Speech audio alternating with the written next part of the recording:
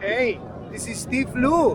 Welcome to Sabado Nights with Steve Lu here in Marrakesh, Morocco.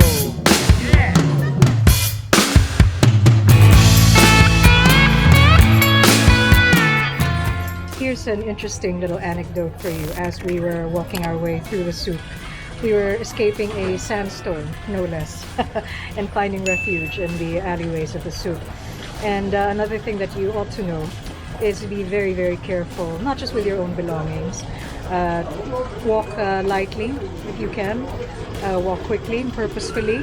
Carry a light bag if you can, a body bag, and watch out for the cyclists and the people on motorcycles because they come in fast. There's usually no signal except maybe a call or a honk from their bikes. So yes, just be very careful of the bike traffic. It comes in fast and furious. And as walking through the souk again, experiencing all those wonderful patterns and textures and colors, a veritable feast for the senses, I would say. In Hemingway's words, a movable feast. And let's just say that my senses were not just full, but overwhelmed by everything taking in. And for certain, we will be back next time to perhaps take home a few more things, because it's just not enough. We walked through alleyways full of kaftans, beautiful silver, gold jewelry, all artisanal. I believe they're all made by the smiths, local Moroccan smiths, metal smiths. And let's not forget, we managed to we got a little lost and we found our way through an alleyway just full of tanneries and the leather makers. You could see them bent over their leather and making things with great care. So you will find a huge selection of bags, belts. Actually, today is our second day and I bought a belt, beautiful leather belt. And Stephen got a bracelet from this lovely elderly man who is making a bespoke bracelet for him. So that's something to certainly look out for. Take note of the leather, the jewelry, the accessories. Naturally, I got a few touristy magnets. I also noticed a bookshop, a bookseller, which is lovely local Moroccan bookseller. And for all you cat lovers out there, they love their cats, and there are cats everywhere. Okay, and then for dinner, we headed out to one of the alleyways and we stumbled upon El Jardin, which is actually quite a well-known restaurant. They have several other outposts in the city, but El Jardin had a rooftop with these misting machines. So it's several degrees cooler. I recommend you go upstairs. However, the ground floor garden is equally lovely wherever you decide to eat. Have a tagine, have a pastilla. I love their pastilla with the it had a grape sauce and yogurt. Fantastic. I really enjoyed that. C'est magnifique. Anyway, that is for our first day. We went back to the Riyadh and just thinking about it now, just before I conclude my narrative for the first day, can I just say that the Riyadh is almost like a microcosm of the entire, or walking through the city in the souks, because there are these little doors, these little portals that hold little hidden treasures. You never know what's behind that door, and that's what our Riyadh was like. So we went through our own beautiful ornate door. We have a beautiful suite full of details, traditional details, and as Ismail said, you do not get this in a modern or contemporary hotel, only in a Riyadh. So thank you, merci beaucoup for tuning in to us for the first day. I will tell you all about the second day soon. Kasama natin ang food and culture and arts diwata. Ayan. We're here at a place called Soul Food by Le 14. I don't know what it is, but down there, nandito pa rin tayo sa Medina. Malapit tayo sa aming Riyadh Dar Alhambra. It's just maybe 1 to 2 minute walk from here, and napadaan lang kami dito kasi has an interesting vibe down there. Doon sa walkway, you will see what you call this. You will see this place, specialty stores, boutiques of clothing, souvenirs, and maybe jewelry. And it has a nice, so we got thirsty after visiting the museum. And so we decided, let's have some, a drink and maybe a snack because we didn't have lunch today. Dahil mamaya, we'll be having our last Moroccan meal here in Marrakesh by the plaza. So we thought maybe we'd stop by. And I was utterly surprised na when you go to the rooftop, there are actually 7 different terraces of different settings. So, it's very medyo cool ang breeze dito. Surprisingly, well, perhaps we should not be surprised dahil syempre maluwag, no? Kaya ganun. So, yeah. So we ordered some snacks and some drinks, and before we go back to the Riyadh to rest and get ready for this evening's last Moroccan meal here in Marrakesh. Narito tayo ngayon sa Jema Al Fena Square, kanilang pinaka-public gathering place. Makikita ninyo dito nakakayuan na ang mga kainan, parang karinderya, turo-turo. At ito naman parang piyesta, parang perya dahil may mga nag-exhibit, may mga nagsasayaw, may mga nagbebenta ng kung ano-ano, at maraming mga fruit stand dyan, at maraming mga palaro dito. So this is basically where everybody gathers around sunset. During the day, wala yung mga ano na yan, yung mga tents na yan. But pagdating ng sunset, eto na sila, nagtitipon-tipon sila rito. Pati yung mga turista nagpupunta rito, sinusubukan yung mga kainan dyan. At syempre, dito na rin sila nagtitipon-tipon. Bonsoir, my habibis. After a fruitful second day, we started out again with the traditional breakfast, and then we headed out to the Bacha, Dar al Bacha Museum, which features this beautiful central courtyard, and it also showcases the best of craftsmanship, local Moroccan craftsmanship, most notably the woodworking. So there's even, if you go into the different rooms, and there are many, you will see the process, and there's a lot of signboards telling you about the history of it, the history of the kind of architecture that you will find inside the Bacha, and it is ornate. Naturally, fountains are a major feature in their designs, so you will see a lot of water features. Again, the beautiful tiles, different kinds of tiles, beautiful doors and pillars. It is absolutely c'est magnifique. And notably, maybe of note, especially to you coffee aficionados out there, this is where Bacha Coffee started in 1910. You walk into a room, there's a small shop selling Bacha coffee that you can take home, various coffee-related paraphernalia. But there is a absolutely beautiful, we managed to have a sneaky peek.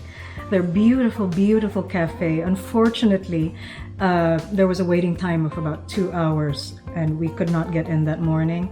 But it's all right. We were able to immerse ourselves in the museum. There was even, before we left, Stephen pointed me in the direction of a contemporary photography show, which was very interesting. It featured fashion. He seems to be a local artist, photographer, and fashion maven. And after that, we decided to have a walk back to the Riyadh for a rest, and we stumbled upon something called Soul Food. It's inside a boutique, which I think was called Different. And it certainly was different. It's a beautiful entrance, beautiful portal. So you walk inside, there are seven different terraces. And we picked one, and wouldn't you know it, right next to Soul Food was El Jardin, where we had dinner last night. And we had the most, at Soul Food, we had the most amazing chicken pastilla. Yes, chicken pastilla. And I love that delicious combination of sweet and savory. So it had honey and the hazelnuts.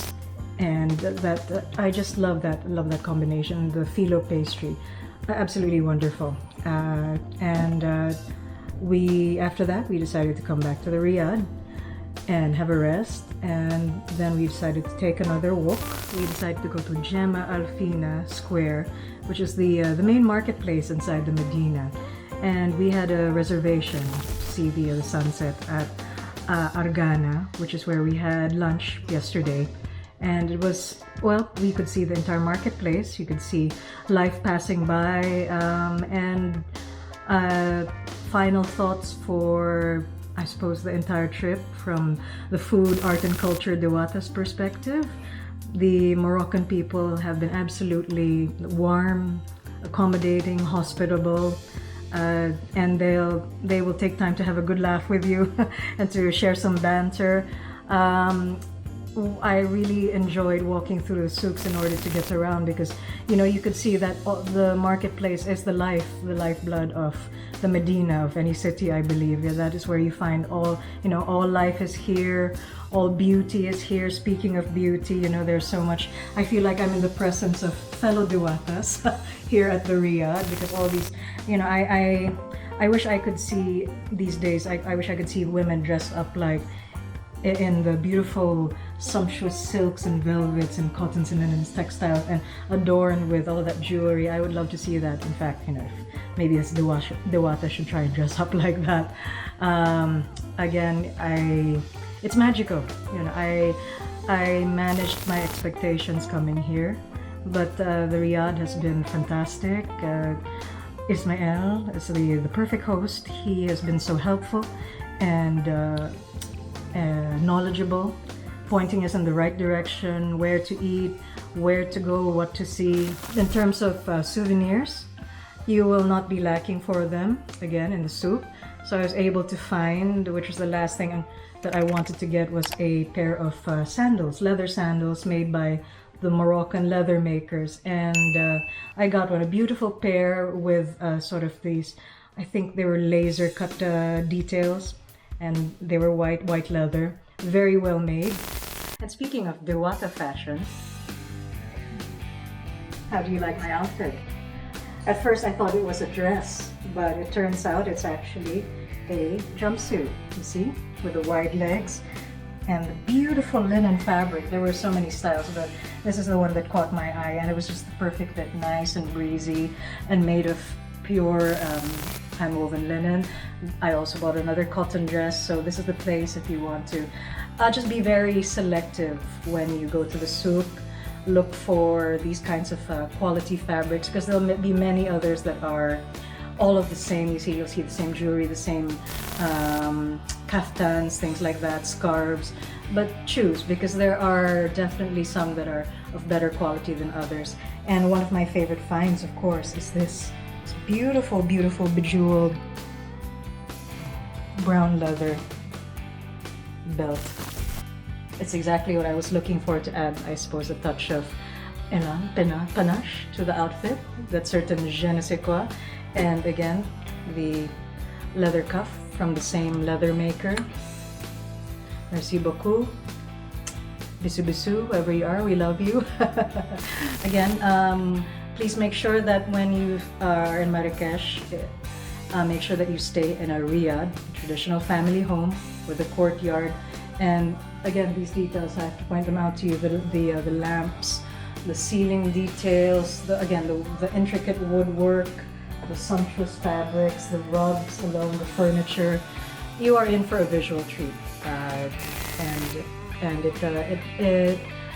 think it completes the experience, because you're experiencing an entirely different culture, and I think this is the way to do it. You wake up in the morning, you wake up in a room that is like this, and it's a gift. So if you can do that, find a good riad and spend a few nights. For certain, we will be back, and we will most likely stay here again, and hopefully get to take home a few more of the beautiful things in the souk, and see more sights. And on that thought, this again has been your food, art, culture Diwata here in Marrakesh, Morocco. We will see you soon in Tangier, in Barcelona, and I will say bonsoir, à bientôt, Bizu bizu, my habibis. Welcome to Sabado Nights with Steve Lu. Narito tayo ngayon sa Gare du Marrakesh or the train station here in Marrakesh. Papunta na tayo ng Tangier. It's a 6-hour journey, so medyo matugo ito. It's very early in the morning, pero napakaganda pala ng Marrakesh outside of the Medina. Parang halos modern city na siya. At sa surrounding nga nitong train station ay a very modern city. Pero makikita ninyo yung architecture, pare-pareho lahat ng kulay niya, kulay ano pa rin siya, brick. So it was very surprising, and yun nga, meron din palang mga mayayaman dito sa Morocco outside of the Medina. It was really good to see Marrakesh, and we're very happy that we're here, and very modern. Ang ganda ng train station sa loob. May Starbucks na siya, may McDo, may KFC. Nadaanan din namin doon isang mall, may modern cinema, and even within the Medina pala, there are some chain hotels na malalaki na French owned, because I think Morocco was once a colony of France. But nevertheless, we were very happy to stay in Riyadh, in the Medina, inside the old city, kasi doon mo talaga ma-experience yung culture, arts, and way of life ng Morocco. But perhaps someday we will explore the outside of the Medina and see some of the other features of Marrakesh.